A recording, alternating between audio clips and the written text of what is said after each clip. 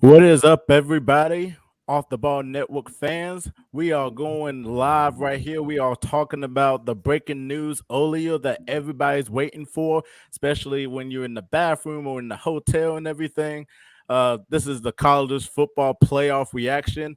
The best four teams are going to go at it in the playoffs, and the committee selected the four best squads. And I cannot do this by myself. I'm your host, JP, and I got two college football experts, the best experts money can buy.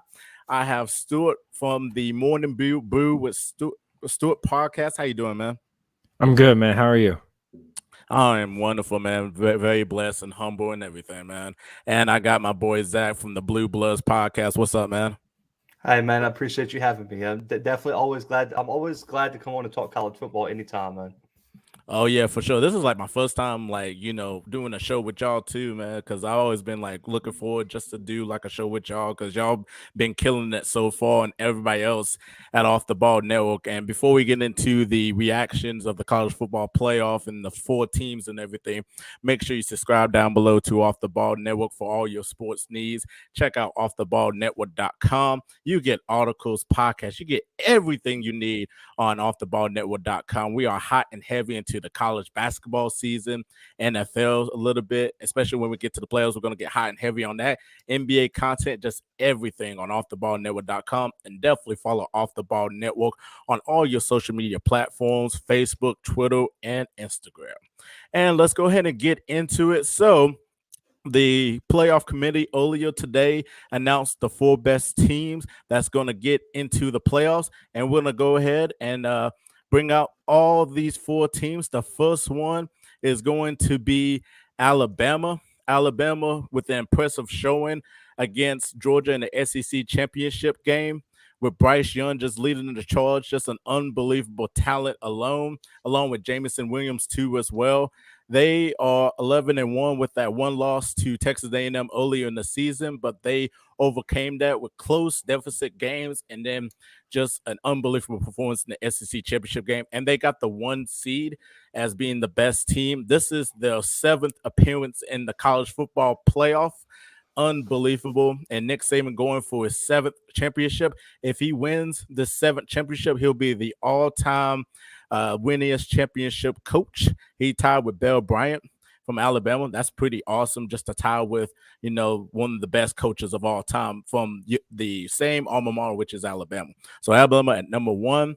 Then, surprisingly, it's not Ohio State, everybody, coming into the top four. I'm sorry for all the Ohio State people. We have Michigan at number two. We've been kind of just pressuring on Jim Harbaugh and how his coaching, like, is he a good coach? He can't win the big games. We've seen that little loss to Michigan State by 4 points early in the year, but they had an impressive showing against Ohio State in the rivalry week, and also an impressive showing against Iowa in the Big Ten championship, 42-3. Behind the sensational running back they have, Hassan Haskins. So they got the number two seed. Then number three is Georgia. Georgia had an unbelievable season. Their defense is unbelievable. Stetson Bennett leading the charge too as well. They've been playing unbelievable this season, and then that loss to Alabama in the SEC championship game kind of hurts them, because everybody was so locked in on Georgia winning the championship because they had everything from top to bottom, and then that loss yesterday. So, but they still got into the playoff in the playoff picture. And then the last one, the only FBS team that is undefeated this season, Cincinnati, with Desmond Riddle just being an unbelievable quarterback, the all-time passing yards, touchdowns for Cincinnati. And they are the second team in their conference beside Central Florida that went undefeated this season.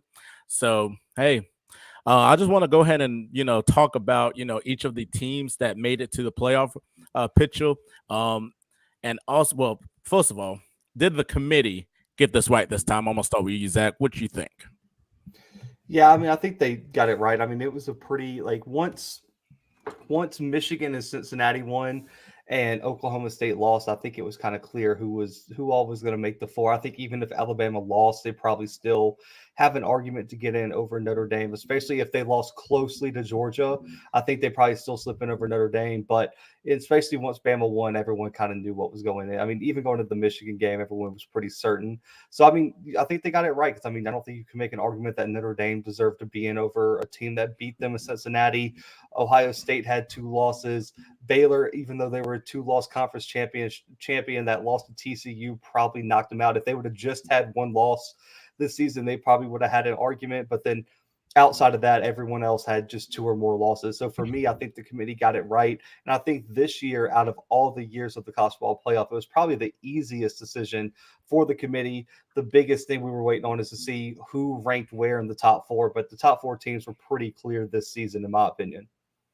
Definitely facts right there. Stuart, what about you? Did the committee get it right this time with these 4 teams? Yeah, I mean, like Zach said, I think we all kind of knew these were the 4, right? Like, I mean, I think we knew going in, this was the 4, especially after Oklahoma State lost, and once Cincinnati won, and Michigan won, it was kind of like, what will they do if Bama loses? Will they put Bama in at 4? Would they put a 1-loss Notre Dame in there? We don't know, but once Bama kind of won, and once we knew Bama was going to win, these were the 4. Now, we could sit here all day if we wanted and argue who's 1, who's 2, who's 3, who's 4 based off of, this, and this, but this is a 4 either which way. I think the committee set it up so they could get ultimately what they wanted, but we'll talk about that later. I was going to say the same exact thing too as well. They kind of set up a little bit, just something, but we'll talk about that later though. But I think so. I think the committee got it right this time. I mean, was pretty simple. Like if Bama won, then those were going to be the 4 teams. If Bama loses, it would have been like a whole debate. It's like, where's Notre Dame going to be at in these college football playoffs and all that. So, but I agree with that. Let's go ahead and get into the first team right here, the ones that were underdogs in the SEC championship game, Alabama. Leading the charge is just an unbelievable, the Heisman favorite, probably, in my opinion, and Bryce Young, who put up an unbelievable performance. Had 1 rushing touchdown, 3 touchdowns against Georgia. He's like calm and poised. I said at the beginning that he's going to be the breakout star of the year for Alabama. And you see Jamison Williams, unbelievable receiver. And the defense too as well. Not really the same defense that you kind of get scaled up, but they're still a really good defense, in terms of Alabama. And Nick Saban, unbelievable coach, probably the greatest coach of all time.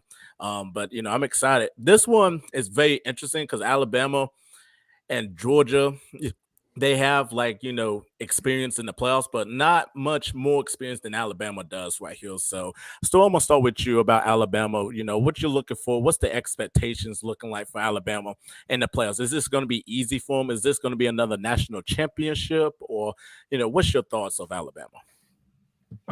It's kind of unpopular. My opinion is, first of all, I want to start off with this. I think it's very funny how everyone was counting them out after they went to 4 overtimes with a 6-6 Auburn team. Everybody was like, this team is different. This ain't the same team we've seen in years past, blah, blah, blah, blah, blah. Let me tell you something. Nick Saban in the playoffs is one guy. I don't care if you're Kirby Smart, if you're Urban Meyer, if you're Dabo Swinney, he's not a guy you want to play in the playoffs. I don't care who it is, what he is. Like you said, JP, he's the greatest college football coach of all time. He's above Bear Bryant. He's the GOAT. He's the greatest of all time.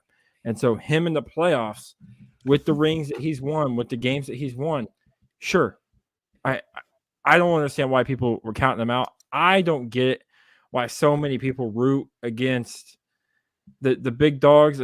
I get it. I understand we're tired. We're kind of tired of seeing the same schools over and over again, whatever, but it is what it is. Now, is it going to be easy for them? I think the first round, yes. Second round, maybe not, depending on who they play, Michigan or Georgia. But I say that, but I also say this, and it's going to be kind of strange for me to say, considering where I've been on the Cincinnati train this entire time. If I'm Cincinnati, I'm happy I drew Alabama instead of Georgia. And I say that because I think Alabama has more weaknesses, and they've shown it all year, that they have more weaknesses in their style of play than Georgia does.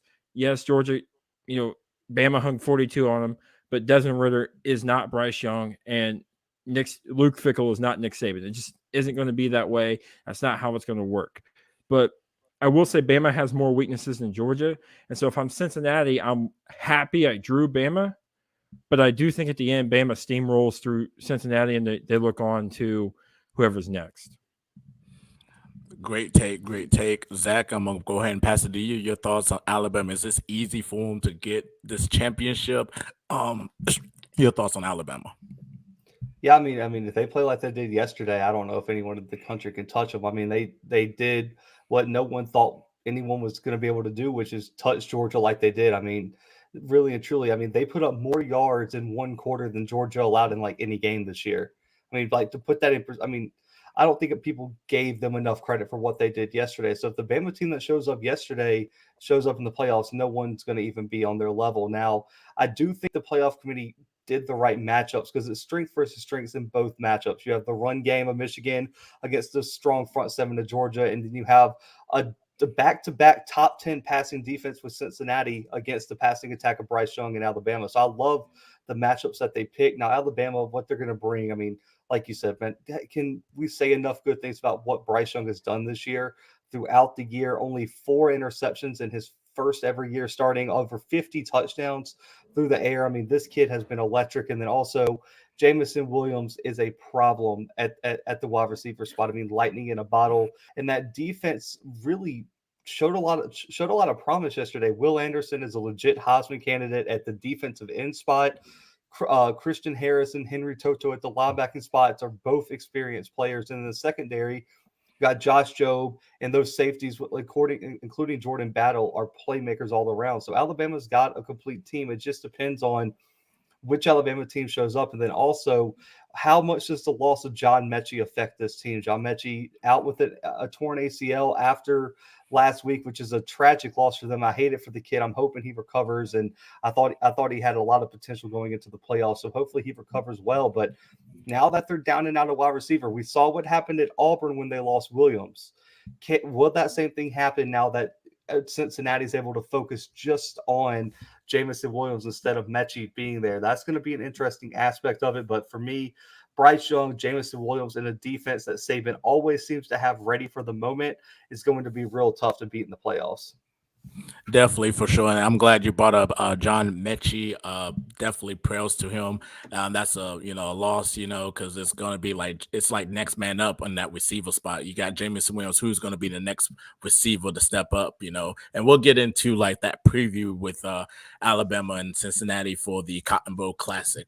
I can't wait for that game. So we're gonna go ahead and go to the second team that kind of shocked everybody.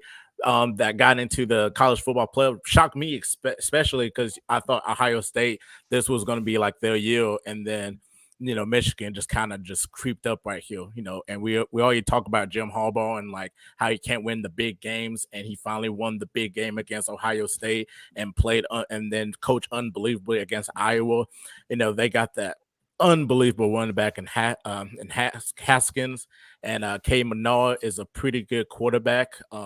Their defense, Hutchinson leading the charge on that defense. Zach, your thoughts on Michigan and how far could they go, and the expectations? Did they really like pass the high ceiling that we thought of, or are they kind of like they still got to prove a little bit more? I mean, they're one of the hottest teams, I would think, in the country since that loss to Michigan State. I mean, when you run through Ohio State like you did, and then you take an Iowa team who has a solid defense and you beat them 42-3 in Indianapolis for the Big Ten title. I mean, I can't name many more teams that would have beat that Iowa team 42-3. And on top of that, especially with Cade McNamara not really being a real threat at quarterback, they're just going to run it down your throat, man. They are an old school team where they're going to give Hassan Haskins and Blake Corum 1,000 carries, and they're going to tell you you're going to either load the box and stop us, or you're not going to win the football game. And then on the defensive side of the ball, man, their secondary is quietly extremely efficient. This weekend, all they did was load the box, and they said, we have better athletes than you. And they played man on man on the outside and said, your wide receivers can't get away from our corners. And they won that bet. And at the defensive end spot, you mentioned Aiden Hutchinson. I think he's the best player in the Big Ten. I don't want to hear about CJ Stroud. I don't want to hear about Garrett Wilson. Aiden Hutchinson is the guy for the Big Ten. And then on the other side, no one talks about him, but David Ajabo at the other DN spot is right there with them. They're the two leading sack leaders in the Big Ten this year, and they are a terrifying duo if your offensive line's not at full strength. So for me, they always have, I mean, this team has a chance because they do the two things that you need to do well in the playoffs to win. They have a defense, and everyone says defense wins championships, and they have a run game to keep those explosive offenses on the sideline. So for me, if Georgia comes in half step in or comes in like they did against Alabama, Michigan is not going to roll over. And so I think Michigan right now is one of the hottest teams in the country. And I think people need to give Jim Harbaugh his flowers, man. He bet on himself. Last year, everyone in the world was calling for his job, and he went to Michigan and said, listen, lower my contract, lower my buyout, restructure everything. I'm betting on myself to win this season. And he delivered in every aspect of it, won the Big Ten, got into the playoffs. So I'm not counting Michigan out at all. And I would not be surprised if they upset Georgia in the first round. Oh, that's a pretty good prediction right there. First 12-win season since 1997. Stuart, your thoughts on Michigan, their season expectations for them in the playoffs? Did they reach their high ceiling, or do they need to prove a little bit more? Your thoughts on Michigan? I want to start off by saying I'm happy for Michigan fans. They're finally as good as they have told us that they are. I mean, year in and year out, right? We hear about Michigan and get back to the good old days, back to your 8-win seasons. Like, is that what you want to get back to? Like the 8-4 seasons? Like, congratulations. I'm proud of you. You finally were able to get over the hump. Congratulations, Michigan fans. This is not about them. This is not about how they think they're Alabama, but that's beside the fact. This is basically how did Michigan do it. Michigan shocked me. Like, I remember going to that Big Ten championship, I thought Ohio State was going to win it. I was like, Ohio State does this every year. Jim Harbaugh has no chance. He doesn't really know how to play with Ohio State. Ohio State's had his number this entire time. Like, Michigan has no shot. And then Michigan won.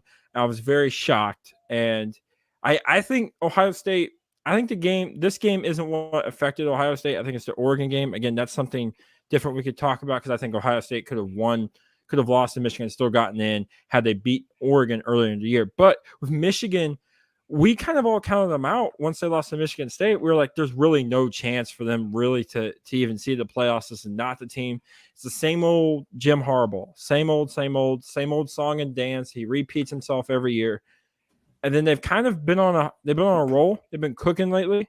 And I think that's what matters here at the end of, kind of this time of the year is, who gets hot at the right moment. Michigan's getting hot at the right moment. The question is, can they take advantage with this strong run game of of Georgia's strong defense? I don't know if they can. I understand Bama was really good against Georgia, but I'm telling you, I just think Georgia overpowers Michigan in a lot of different ways. Definitely a great take right there. Tom Brady, Rich Eisen, Desmond Howard. You can take your victory lap and everything. You can be all proud because Michigan is going into the playoff and all that. This is their first time in the playoffs. And another team that has a little bit of experience in the college football playoff, but kind of disappointed me yesterday is Georgia. We've been saying all season that Georgia will probably might win the championship. Their defense is just unbelievable, leading by Jordan Davis. Everybody was talking about who's going to be playing quarterback. Is it going to be JT? Is it going to be Stetson Bennett? JT got hurt and Stetson stepped in and played unbelievable. And man, Georgia was, in terms of the schedule, they had a pretty all right schedule. They beat Clemson, but we didn't know Clemson was going to be this awful because Clemson this year because they didn't have a great record. But, Georgia, they were steamrolling opponents. They destroyed Arkansas, and Alabama was kind of struggling against Arkansas early in the season. But now yesterday, it just seems like Kirby Smart didn't make no adjustments or anything. And it's just there's a lot of pressure on Georgia, a whole lot of pressure because everybody was counting them as going to be the favorites to win the championship. So Stuart, I'm going to start with you. Your thoughts on Georgia and what they have to do to get over or how to win that championship, or could they get there to the national championship? Can they get there? Yes. I think what we saw yesterday was a bit of a fluke. I mean, it's Nick Saban. Nick Saban, Kirby Smart used to coach under Nick Saban, so Nick Saban kind of knows all of his tricks, all of the little things he likes to do. I think the thing that Kirby Smart's going to have to do if they get past Michigan and they do play Bama in the national championship is this. I think they're going to have to do something that they have not shown on film all year.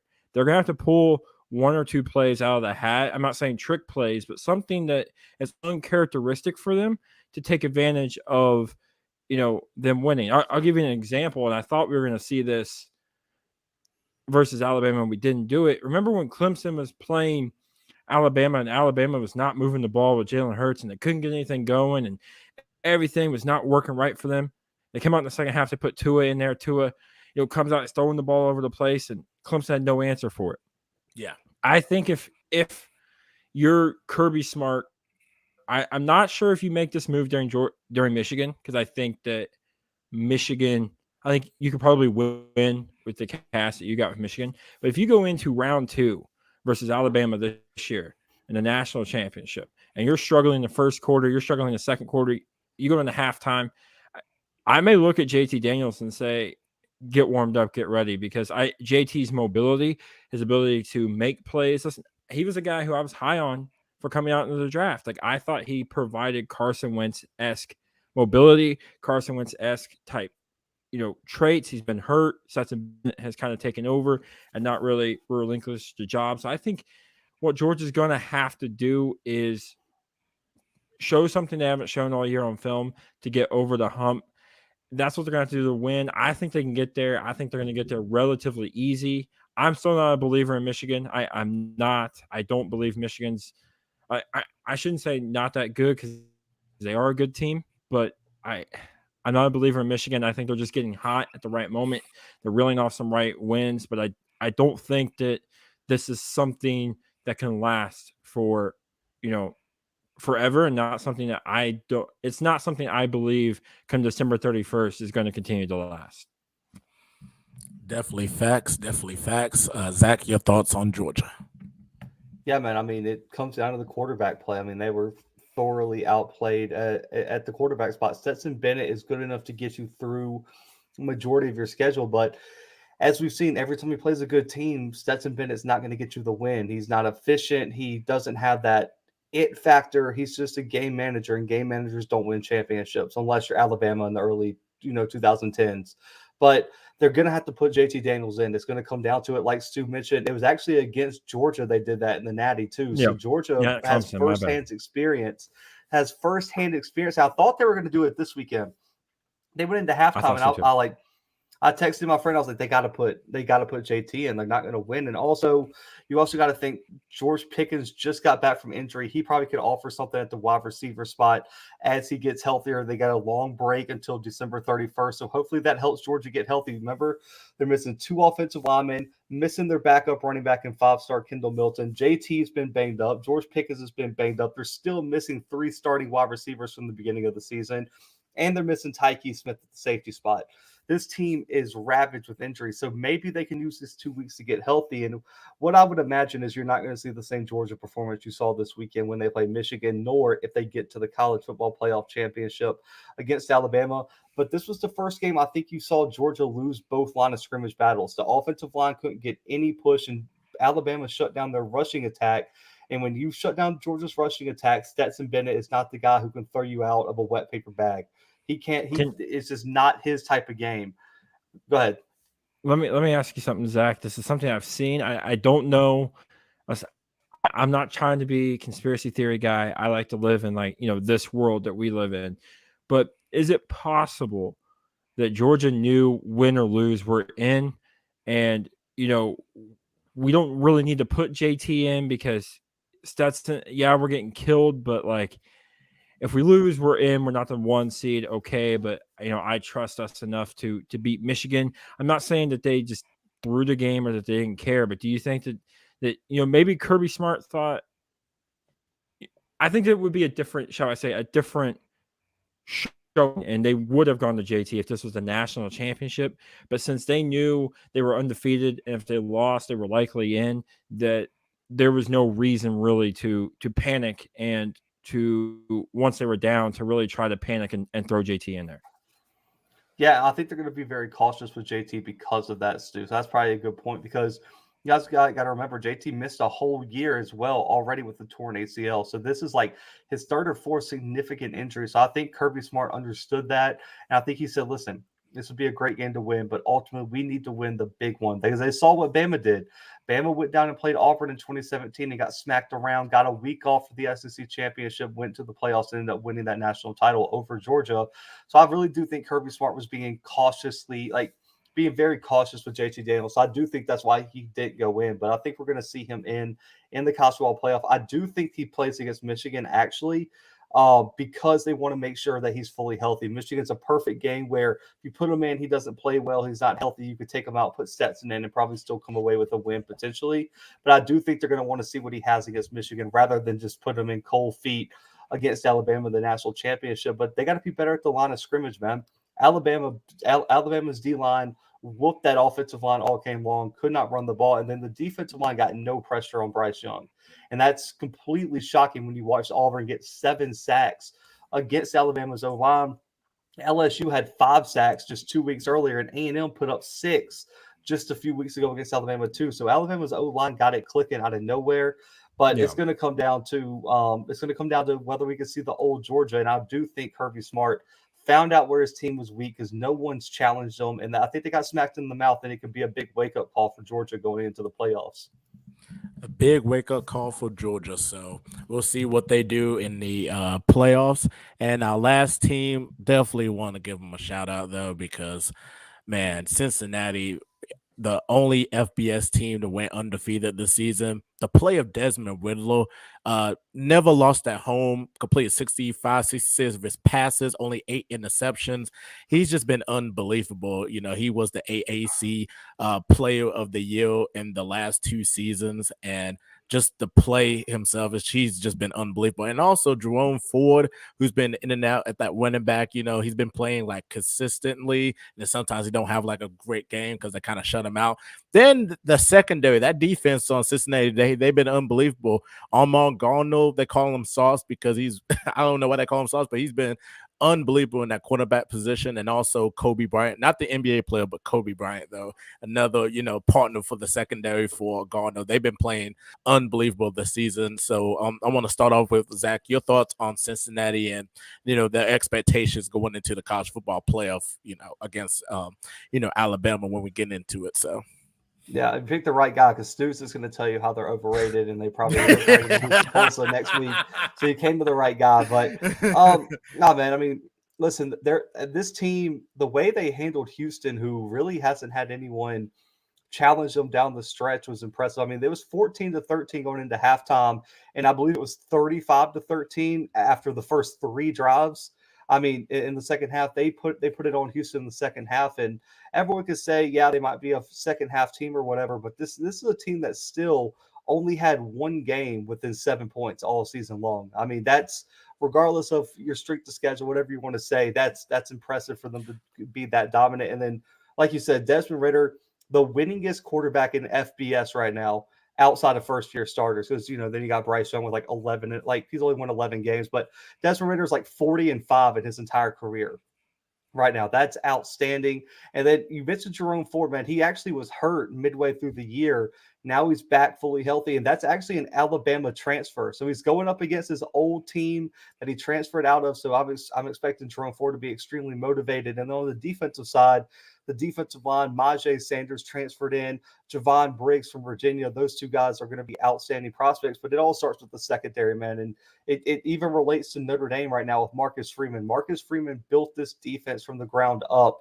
You got Ahmad Gardner, potential top 10 draft pick at the corner spot, has never allowed a touchdown in his entire career over 3 seasons. Kobe Bryant on the other side, that's Kobe with a C. Then you got Derek Forrest at the safety spot. This secondary is filled with all juniors and seniors that have played together for 2-3 years, and they've been a top 10 passing defense for 2 straight seasons now. So for me, I'm excited to see what Cincinnati brings. And if there's any question that, you know, Cincinnati's not going to come into this game expecting to win, I don't think people watched that Notre Dame game where they came in and just gave it to Notre Dame early. So I'm expecting a very fired up Cincinnati team. And listen, they're a 13.5 point underdog as of as of right now, I'm sure Alabama fans are going to be putting millions of dollars on that line. So I'm expecting that thing to inflate to probably like 20 points. So that could be free money for if you want to put that one on there. But I don't think Cincinnati is as bad of a team as people think. I think this is a first time, that we've ever seen a group of 5 team in here. And I mean, really and truly, man, I went live earlier today on my channel talking about this, and the consensus seems to be if they keep the game within 14 to 10 points, that's a huge step for group of 5 programs to go into the playoffs and compete with an Alabama. So listen, Cincinnati's got nothing to lose, and I expect a very fired up team. But what do you need to beat Bama? A dual threat quarterback like Desmond Ridder with a ton of experience and a strong secondary, and their secondary is helped out by they're arguably their best wide receiver in John Mechie. So I don't think Cincinnati is, dead in the water like a lot of people think, but it will be a tough test, and we're going to find out exactly what they got this on December 31st. Definitely, for sure. And I saw still kind of smiling over here, so I can't wait for this take right here. So your thoughts on Cincinnati and how far they can get into the playoffs? I think they're done. It's a one and done. Nothing against Cincinnati. I'm not saying that they're a bad team. When I go through and I look at some of these, again, the team I keep bringing up year in and year out, every time I debate whether these teams should be in, whatever, is Notre Dame. I've never said that Notre Dame, those years that they've been in and the years they played in the national championships, were bad teams. They were good teams. They played in an independent, which means they made their own schedule. They could schedule who they wanted. And when you do that, it doesn't affect you. Now, I know that Cincinnati plays in a conference. They play in the American, but sorry that I don't get up and that's seeing you struggle in the first half versus Murray State, who was 3-5 at the time.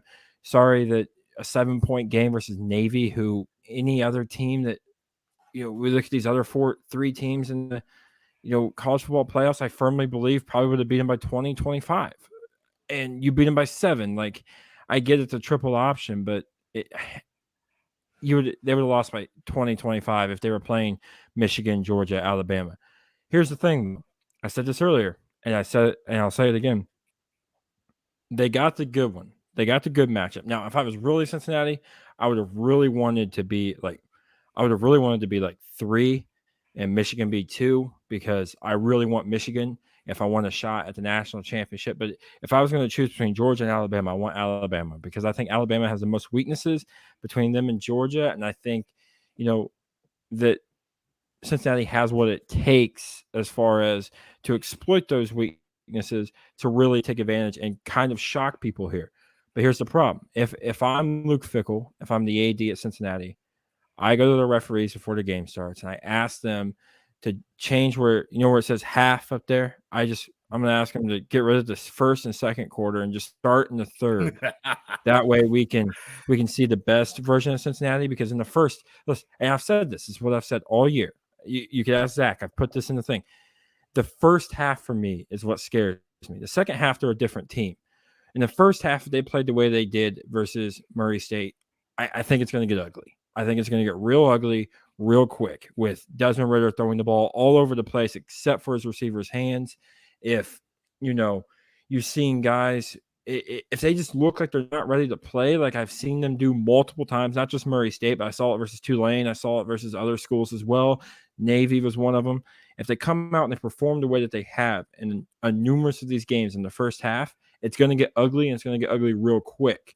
But I'm with Zach. I think if they can keep it within, I think if they go down 14 at half, it could get real tricky, especially if they get the ball back in the second half. It could get real tricky, and we could see them cut this game down to even 7 points at one point in time in this game, depending on how things work for them. But they're going to have to be a better first half team. I understand it's the first half and the second half is what counts. I get that. But you're playing real football teams now. You're not playing, Northwest Mountain State of Missouri. You're not playing these schools that no one has ever heard of until you beat them. And you're not playing Navy. You're not playing Tulane. You're not playing Tulsa. You're playing Alabama, a team that's won 6 national championships with Nick Saban. So you're going to have to figure it out in the first half, because you're playing a real football team now. And this is where the big boys come to play. And we'll see if Cincinnati has what it takes. Definitely, for sure. Great takes by both of y'all. Definitely remember that game. I wasn't totally like overrated. Cincinnati was overrated. I had a reasonable take. I seen the last time they played Georgia after the 2020 season and did pretty well against Georgia, but Georgia still won like 24-21, but they didn't really have like a. Can I say something on that too? Here's the thing too. That's what drives me. I hear that all the time. Is well, they competed with Georgia last year. Yeah, and Indiana was a top 11 team last year. How'd that work out for them? So that's last year. This isn't this year. Like, let's focus on this year and the things they've done this year. I wasn't trying to say you. I'm just saying, like, I've heard other people say, when I bring up the Cincinnati thing and they can't compete with these big schools, well, what about last year versus Georgia? Well, yeah, Indiana was a top 11 team last year too. And now look at Indiana. They won 2 games. So, I mean, let's not focus on last year. If you're someone listening, it's a different year. I don't like what I've seen in some of these games, but I think there's a chance, a small chance, but I think there's a chance. Definitely. And I was just gonna say, like, it's gonna be it's a completely different season than last year, but Desmond played pretty good, but Georgia didn't really have like a lot of a lot of the starters were out there, but they played pretty well. They held their own against an SEC team though. And speaking of which, we are going to go ahead and get into the Cotton Bowl Classic predictions. Alabama versus Cincinnati. Who is going to win and what is your score? I'm gonna start with you, Stuart. What's the final score and who's gonna win? I think Bama's going to win. I know I've said 30 plus is what I think Cincinnati's going to get beat by, but I don't think so. I think the final score of this one, oh man, I think it'll be 30-15, and I think it'll be 30-15. It'll be a close one. I think it'll probably be 22-15 until the fourth quarter, and then I think Bama pulls away, scores a touchdown here or there. I think it's going to be 30-15 in favor of Bama. I think the scores are going to look a lot worse than Cincinnati. Listen, I've come around on Cincinnati a little bit, just a little bit. Having Zach on the show, he's convinced me just a little bit to come around. I'm not sold. I'm not one of these guys who's flying the Cincinnati Bearcat, flag behind me, and I'm not rooting for them to do well because I think ultimately, and this has been my ultimate argument, all I want when it comes to these 4 teams on December 31st is see good football. I'm tired of watching teams get blown out on December 31st. I'm sick and I'm tired of it, and I just want good football. So we'll see if we get good football, but I think the final score will be 30-15 Alabama. Nice. Zach, final score predictions. Who's going to win this Cotton Bowl Classic between Alabama and Cincinnati? I won't give a final score because I drop predictions like right before the game, but I'll give you like my initial thoughts right now. I would lean toward Alabama right now in a close one. Like I said earlier, I think the matchup between Ahmad Gardner and Jameson Williams might be the best overall matchup of the entire bowl season. And on top of that, I really want to see how Desmond Ridder plays against this defense. He played great in their first test against Notre Dame this year, and Notre Dame has a top 20 defense right now in college football. He did that on the road. And I really want to see how Cincinnati responds to the moment. We haven't seen Cincinnati in this moment in probably program history, but if there's a coach that I trust in the Group of 5 to have his team ready, it is Luke Fickell.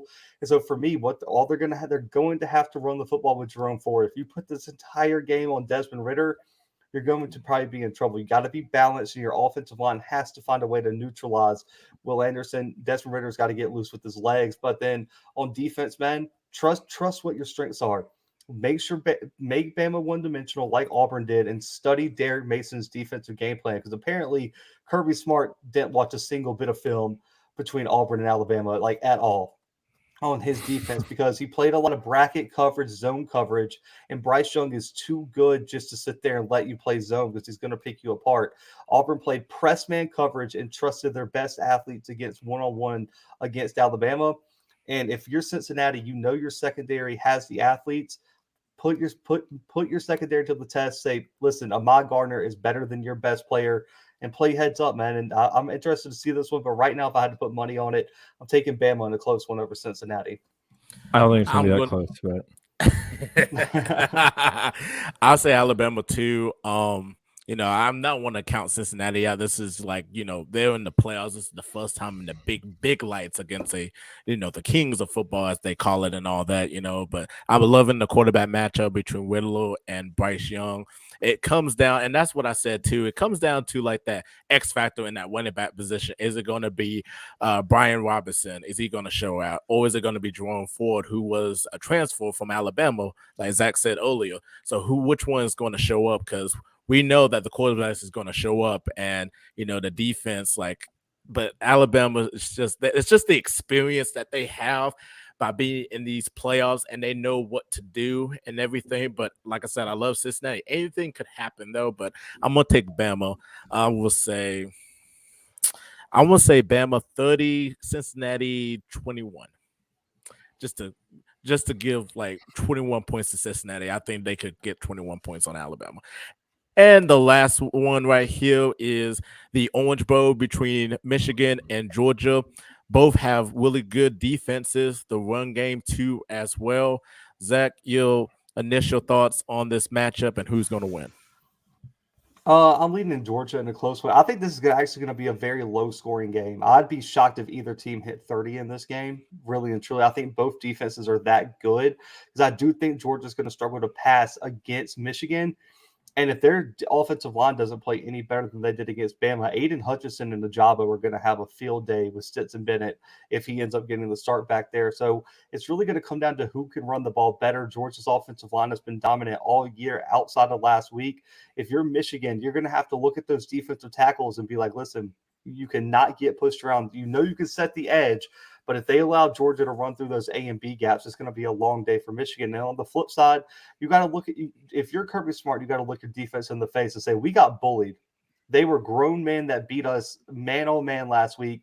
We can't let that happen. If they allow Michigan to run for over 100 to 150 yards, Michigan's going to have a great shot to win this game. But if you're Georgia, I think you use the same game plan that like I just said, that Auburn used against Alabama.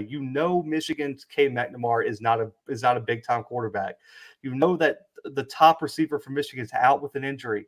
Tell Keely Ringo and De'Aaron Kendrick, 2 5-stars, both number 1 corners in their recruiting class, to say that's your guy, that's your guy. Don't let him out of your sight. Attach him with what did the coach say? Attach him at the hip. Use that carabiner, attach your guy to the hip, and don't let them go anywhere. If they can load the box and play 7, 8 in the box, Michigan's going to have some problems. So it's going to come down to me can Stetson Bennett or Cade McNamara make that 1 to 2 game-changing throws? Because for me, this game's going to be, listen, this game might not hit 2 hours. They're going to run the ball so much that clock is just going to keep churning. So I don't think either team gets over 30, but I do think Georgia ekes this one out over Michigan. Stuart, your thoughts on this matchup, who's going to win, and final score? I think it's interesting that Zach said, about the quarterback making 1 or 2 throws, because that's the thing that I preach a lot. Being a quarterback guy is a guy who, likes to watch quarterbacks, who studies quarterbacks, who does all these things, looks at quarterbacks every day. When it comes to winning, and when you look at the quarterbacks who win and those who don't, it's about those who make the 1 or 2 throws a game. And I know everyone's like, well, what's it matter if he throws an incompletion on this? Look, the incompletion could be the difference between winning and losing the ball game.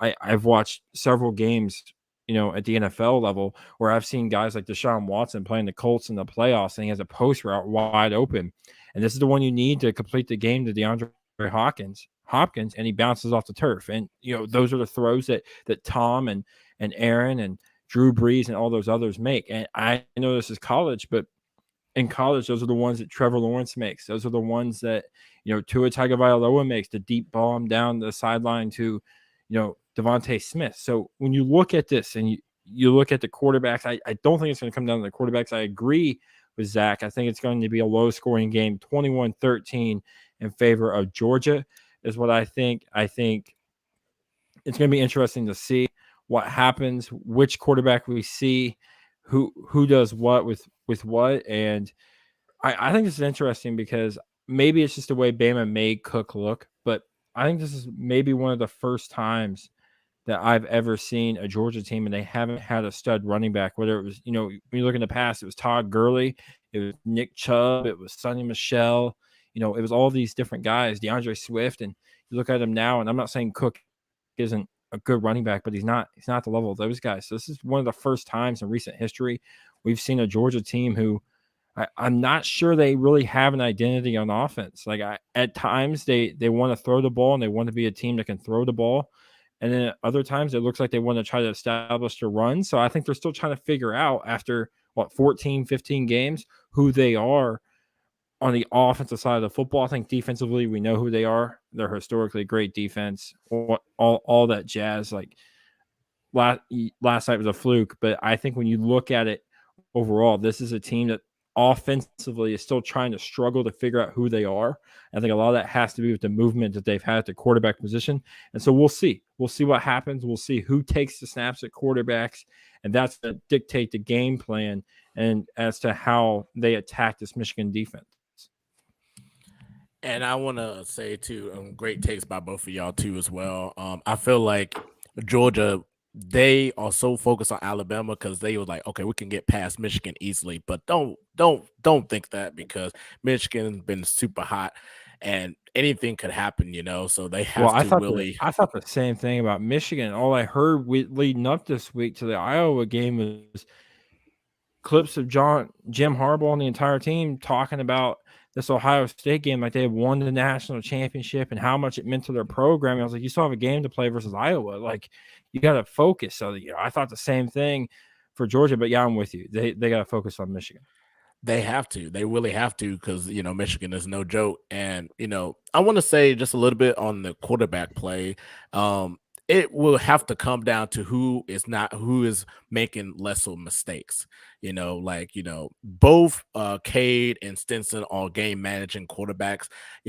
One of them has to, like I said, they have to make that game changer throw. They have to get out of their comfort zone and managing the game and make one of those throws that's going to help them exceed to go to the national championship, though, because we already know the defense is there and everything. So it does have to come back to a little bit of the quarterback play here, because the one game, it depends on who shows up, who's going to be the X factor. We already know how Haskins is going to be. Is Cook going to be that guy? Is Brock the tight end? We never talk about Brock, how great of a job he's been doing in Georgia's place. Like, he's been unbelievable, as a tight end. So is his play going to come about, against, Michigan to get them to the national championship? And speaking of the national championship, we have the national championship predictions here. So we kind of all said that it's going to be Alabama versus Georgia in the national championship. Stuart, I'm gonna start with you. Is this going to be Alabama's 7th championship under Nick Saban, or is this going to be Georgia's championship where they will take the revenge and, finish them off, with a good season? So who's going to win this national championship? Is it Georgia? Is it Alabama? My initial pick is Alabama, but I want to see what Georgia can do versus Michigan. We were talking about quarterbacks, and it brought up an interesting point because I heard this on a show I was listening to earlier. Was it all comes down, like, for Michigan, what they can do, and if Cade McNamara can make that throw, because if he can, then this doesn't mean anything. But otherwise, there might be a quarterback competition in Michigan this offseason. I know it sounds asinine, but remember when Kelly Bryant was the starting quarterback for Clemson, and he couldn't move the ball 2 feet in front of him? And during Alabama, when they played Alabama in the semifinal game, he couldn't throw the ball like 2 yards. And everybody was like, man, this is not the same team we saw versus Deshaun Watson. The next year, they brought in Trevor Lawrence, and not only did they win the national championship, but they spanked Alabama on national television. So that will be interesting to watch for Michigan. Now, back to the national championship. A lot of this depends, what do they do? Now, if it's JT Daniel, I think JT, in my opinion, and maybe it's just me being a little biased because I'm a big JT guy, I think JT gives them the best opportunity to win, not only versus Alabama, but also Michigan, because I think you can do so much more with JT Daniels. I think JT Daniels, if the pocket kind of collapses around Stetson, he's more of a, like, statue in there. He's kind of that Tom Brady-esque. I'm not saying he's Tom Brady's level, because I know when I say Tom Brady-esque, a lot of people take it and say, oh, you're comparing him to Tom Brady. That's not what I'm saying. What I'm saying is he stands in the pocket a lot like some of these older quarterbacks do, and is not as mobile, cannot escape and make some of those throws where when you watch JT Daniels and you go and you watch some of his tape, he can make some magic happen by sliding out of these tackles, moving up in the pocket, moving left or right, and making some of these throws, extending the play. You hear that a lot when you listen to college football or you listen to NFL football, and they talk about guys like Lamar Jackson or Carson Wentz or anybody. It's extending the play. That's what JT Daniels brings to Georgia that they do not have right now. And I think the best opportunity for them to win and to get plays outside of the structure of the play is JT Daniels. And that's the only way I feel like they beat Michigan. And in my opinion, it would be the only way I think it's even close and then potentially getting over the hump to beat Alabama. Zach, your thoughts on the national championship? Like I said, we all said that it's going to be Alabama and Georgia. Is this going to be Georgia's revenge, or is this going to be the 7th championship for Alabama under Nick Saban? It's so hard to bet against Nick Saban. I mean, literally every year, everyone counts him out and he finds a way to get in there. But it's also on the flip side, very hard to beat a team twice. I mean, especially within like a month of each other. I mean, it is brutal, especially with a potential quarterback battle.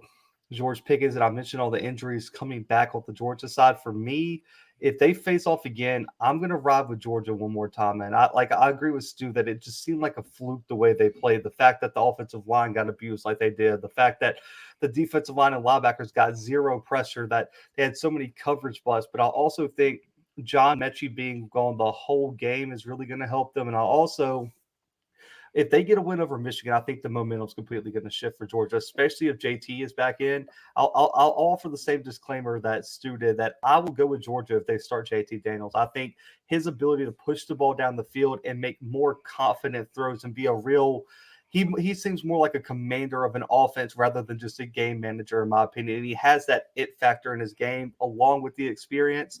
So if they face off again and JT Daniels is a guy, I'm going to ride with Georgia in the national championship if they get there. And, this is kind of tough for me and all that because, a couple years ago when Georgia and Alabama faced each other in the national championship game, I was like, Georgia was going to win. I think Jay Farm was going to take them to the promised land, to the championship. And then out of nowhere, Tua just became unbelievable. Just like, so just I like was a come big back Jay up. Fromm guy. Yeah, it's just like Jake Fromm just came to State Farm after that championship and decided not to go to the NFL any longer. But I'm going to go ahead and go with Alabama just because the experience that they have in the college football, they know what they're doing. They're kind of like the San Antonio Spurs with Tim Duncan and everything. They're like the New England Patriots with Brady and Belichick. You can never count those teams out because they're just one of those teams that's like, you don't really pay attention to them in the season and all that. But when it comes to the playoffs, they got so much experience.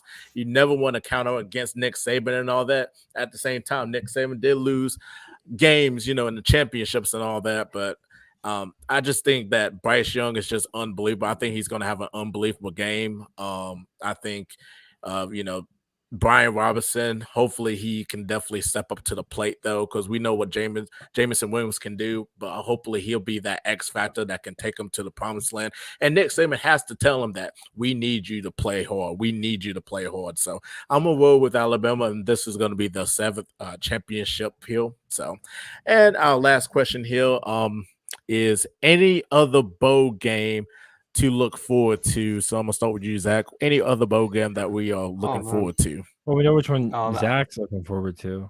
Yeah, I mean, I guess I always kind of look forward to the Auburn Bowl game where we play Houston, the Birmingham Bowl. But man, I gotta look up the bowl matchup. I haven't even memorized all these bowl games, man.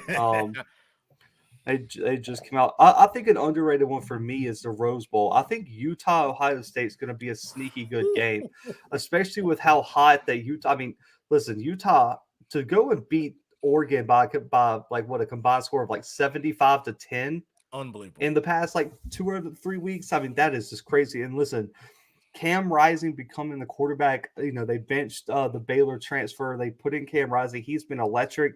Tavian Thomas, a Cincinnati transfer at the running back spot, has been so explosive week after week. The leading rusher in the Pac-12, and that defense is a problem. Listen, everyone loves to talk about Nakobe Dean. I think the best linebacker in the country is Devin Lloyd on Utah's team. He is a monster. I think he's a potential first-round pick. He reminds me of Devin White from LSU, now plays for the Buccaneers. He has that type of athleticism and that type of sideline-to-sideline movement. I think that defense could give Ohio State a lot of problems. I think Ohio State-Utah is one that I'm very, very interested to look at. And then also, I think the Sugar Bowl between Baylor and Ole Miss is going to be a great one. You got Dave Aranda going back into his SEC roots, gets to face Matt Corral and that Lane Kiffin offense. I think that game is going to be extremely explosive as well, along with Baylor will probably have quarterback Jerry Bohannon back along with Abram Smith at the running back spot. I think Dave Aranda and Baylor versus Lane Kiffin and Ole Miss is another matchup a lot of people should be excited for. For sure, for sure. Stuart, what about you? Any bowl game you're looking forward to? There's a couple for me outside of the college football playoffs. It's time to start focusing when it comes to these college guys on the NFL draft. So there's a couple guys I want to look forward to, and Pitt. Kenny Pickett out of Pitt is a guy who's moved up my draft board, and then playing Michigan, that Michigan State, shall I say, is going to be a fun one. I think we get to see Kenny Pickett not play the ACC, because I think the ACC applied the Big 12 rules this year, and I think they forgot to apply a defense to their conferences. At least that's what I saw in the Wake Forest game.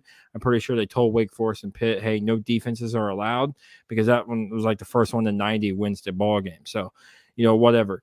But I want to see I want to see how Kenny Pickett does in a bowl game versus a real defense. And this all depends. Again, these bowl games all depend on who plays. Like Kenny Pickett's going to be a first-round draft pick more than likely, and Mel Kiper has him as his number one quarterback. I am not revealing whether I have him as my number one quarterback yet or not. That's for later on down the road. But he's going to be a first-round pick. He's going to be a high draft pick as far as the quarterback goes. Does he play in this bowl game? I don't know. I think that's something, we'll wait to see. Another one I really like to see, just because I think it's a feel good story, and I'm from around this part. I kind of work in this state. Is Kentucky versus Iowa in the Citrus Bowl? Kentucky's the feel good story. I feel like they're the Cincinnati of the Power 5 school, shall I say? Now they're not undefeated, but they're the feel good story. Kentucky's been I didn't know Kentucky had a football team school pretty much their entire existence, with the exception of a few years here and there. But Will Levis has really taken over the reins as the quarterback. Mark Stoops is the head coach. Like, this is a team I want to see. And I don't think this matchup is very good for Iowa, especially after what I saw versus Michigan. Like, Will Levis can throw it, and he's really mobile. So Iowa may be in for a long game. Again, I don't know where Will Levis is on everybody else's draft board. I know where he is on mine. Does he play? We'll find out. But that's one I'm keeping an eye on as well, because I think it's a really good, feel-good story, and I really like Kentucky in that story. Definitely for sure, man. Definitely for sure. I love those bowl game picks. I gotta go with the Battle of the Carolinas and the Duke Classic between North Carolina and South Carolina. We kind of talked about this. We talked about this, before the show. I think it's funny that North Carolina is playing the game named the Duke Mayo Bowl. I think that's kind of, no matter where they go, they can't get away from Duke. I think it's kind of funny. My roommate's a North Carolina fan, so I was giving him a hard time about that earlier too. And that's true. It's always that chemistry of Duke and North Carolina, though. But Sam Howell, sending him off, to the NFL and everything, because he's gonna be a future NFL draft pick and everything. Kind of dwindled down because we had him as a Heisman favorite this year, and then this year he played all right, but like wasn't really like that same quarterback we saw like a year ago. And South Carolina being 6-6 kind of shocked me, because I'm like, wow, they really built up and got like better talent and everything around them. So, and being from the Carolinas, everybody's gonna have that battle. It's like, who's better, the North and the South and all. So I'm looking forward to that game. Definitely looking forward to the Ole Miss game too as well against Baylor. Hopefully Baylor wins. I'm sorry, Walker, but I'm just looking forward, because I think it's going to be a pretty good game, though. But I'm looking forward to all the bowl games, because I think all of them, the matchups and all that look pretty good and everything. So, man, I just can't wait for it, And thank y'all so much for tuning in, and thank you, Stuart. Thank you, Zach, for being on the show with me as we talk about the college football playoff reaction. And well, let's go ahead and get into like the media and stuff. Zach, where can they find your work at? Yeah, I mean, you can find us anywhere on social media at @the_Blue Bloods. You can find us on YouTube, the Blue Bloods or the Blue Bloods CFB podcast, man. Daily college football content. I mean, I think today we dropped like 6 episodes today because it was just a insane day. So we drop it 2 to 3 episodes. We start with player interviews this week as well. Got D. Anderson from Alabama A&M, former LSU transfer wide receiver, and we got some other stuff on the docket, man. And only channel on YouTube, like I just said, that covers all levels of college football. We have a live show tomorrow night recapping the second round of the FCS playoffs, which has some great games as well. So if you like college football content, man, you can find us at all those places and subscribe and all that good stuff. For sure. Check out his work. It's great work too as well. Stuart, you got great work too as well. Tell them where they can find you at. Anywhere that you can find podcasts, it's the Morning Brew with Stu. You can find me on Twitter at Stu Morning. Same with Instagram by the same thing. Twitter is at StuPoc5. I got a show coming up this week. I always pre-record my shows, but I'll pre-record it on Wednesday. They'll probably be out Thursday, Friday. Jay Stevens is joining from the Jay Stevens podcast and the Locked On Buckeyes podcast. We're going to talk about some of the same things we've talked about on this show. We'll dig in deeper into maybe this Michigan thing. We'll dig in deeper to Cincinnati and Mario Cristobal. Does he go to Miami? Does he not go to Miami? From what I'm hearing, I guess it's pretty solid that he's going to Miami. But so we'll see. I got a show coming up this week. I try to put out a show every week. I used to do it solo, but I've been busy with my work life. So outside of that, I've been having guests on. Zach's been on there twice in like the last 3 weeks. I've had guests on to talk about some of the cool things coming around. I may get back to doing a solo pod soon. I don't know. Depends on the work schedule. But yes, Jay Stevens is joining this week, and it'll be a fun one to talk college football. But I like talking football, period. So it's a fun one. Definitely, for sure. You got great work. As I said, both of y'all have great work too as well. You can check me out on Off the Ball Network on YouTube. Definitely subscribe down below. Since you're watching right now, subscribe down below for all your sports needs and everything. You can check me out on the college football recap and also the NFL recap. Started getting a little bit into the wrestling recaps and everything, and seeing that everybody likes the wrestling, so I'm probably going to keep doing that too as well. And also check out my YouTube channel.